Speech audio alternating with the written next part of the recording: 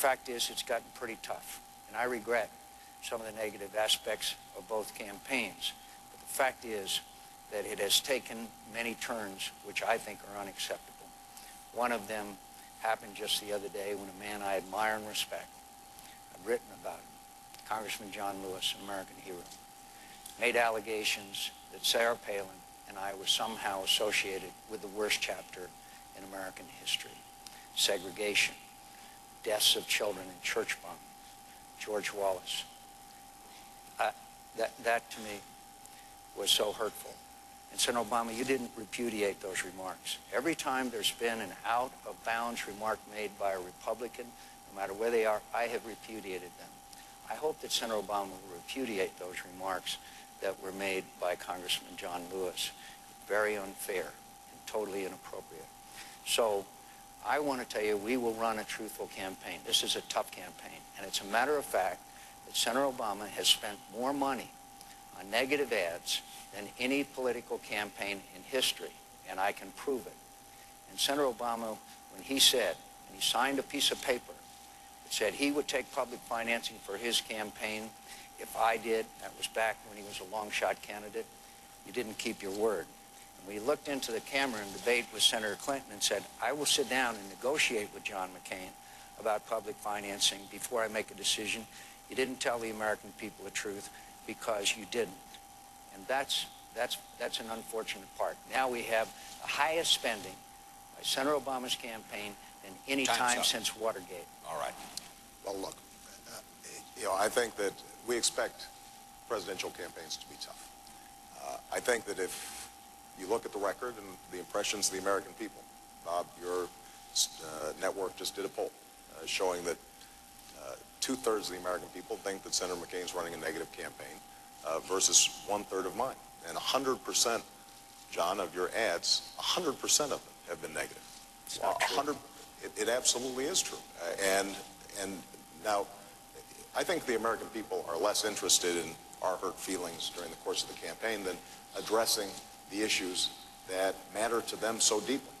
And there is nothing wrong with us having a vigorous debate like we're having tonight about health care, about energy policy, about tax policy.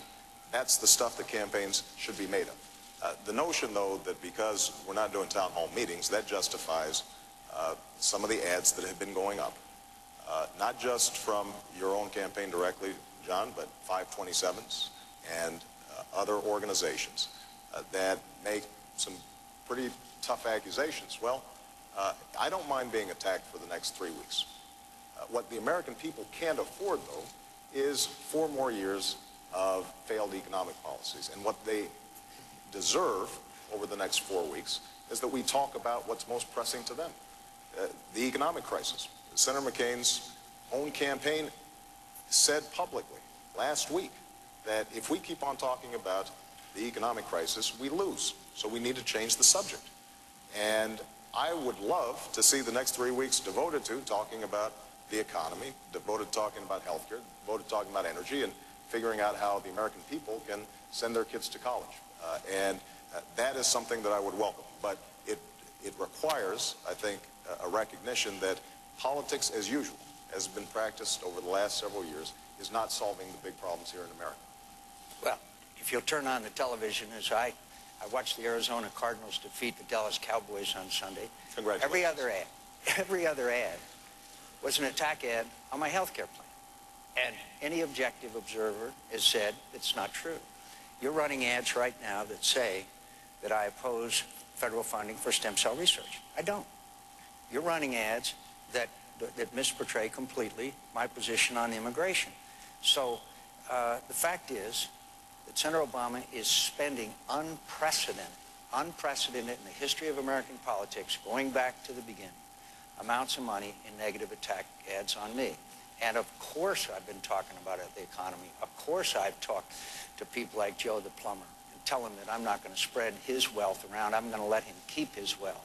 And of course we're talking about a positive plan of action to restore this economy and restore jobs in America. That's what my campaign is all about, and that's what it'll continue to be all about.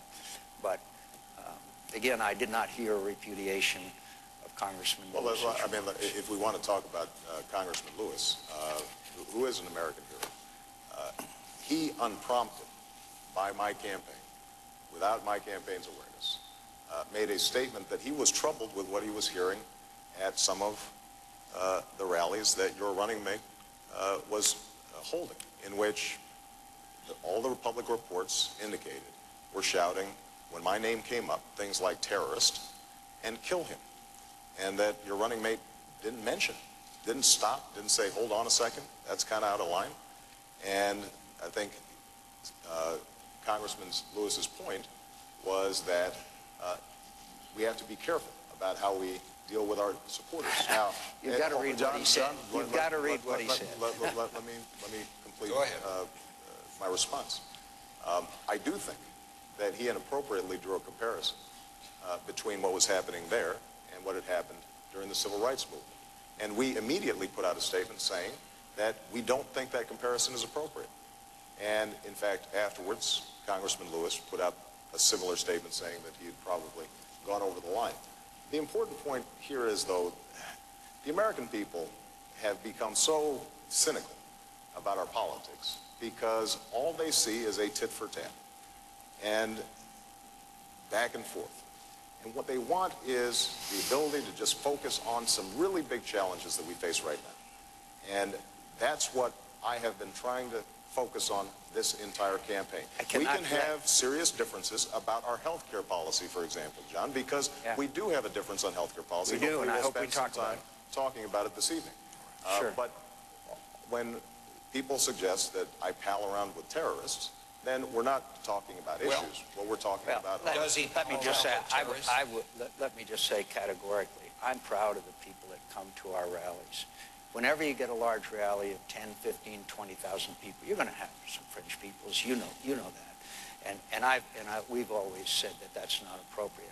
But to somehow say that group of young women who said military wives from McCain are somehow saying anything derogatory about you, or anything, and those veterans that wear those hats that say World War II, Vietnam, Korea, Iraq, that I'm not going to stand for people saying that the people that come to my rallies are anything but the most dedicated, patriotic men and women that are in this nation, and they're great citizens. And I'm not going to stand for somebody saying that because someone yelled something at a rally. There's a lot of things that have been yelled at your rallies, Senator Obama, that I'm not happy about either. In fact, some T-shirts that are very unacceptable. So the point is that I have repudiated every time someone's been out of line, whether they've been part of my campaign or not. And I will continue to do that.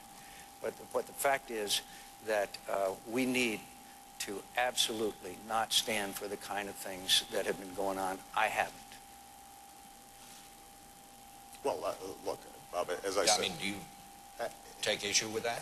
You know, here's what I would say. I mean, we can have a debate back and forth about the merits of each other's campaigns. I suspect we won't agree here tonight. What I think is most important is that we recognize that to solve the key problems that we're facing, if we're going to solve two wars, the worst financial crisis since the Great Depression, if we're going to focus on lifting wages that have declined over the last 8 years and create jobs here in America, then Democrats, independents, and Republicans, we're going to have to be able to work together. And what is important is making sure that we disagree without being disagreeable. And it means that we can have tough, vigorous debates around issues. What we can't do, I think, is try to characterize each other as bad people.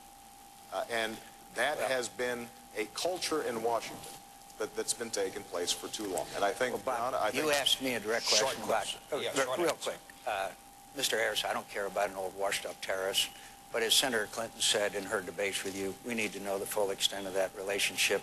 We need to know the full extent of Senator Obama's relationship with Acorn, who is now on the verge of maybe perpetrating one of the greatest frauds in voter history in this country, maybe destroying the fabric of democracy. Same front outfit organization that your campaign gave $800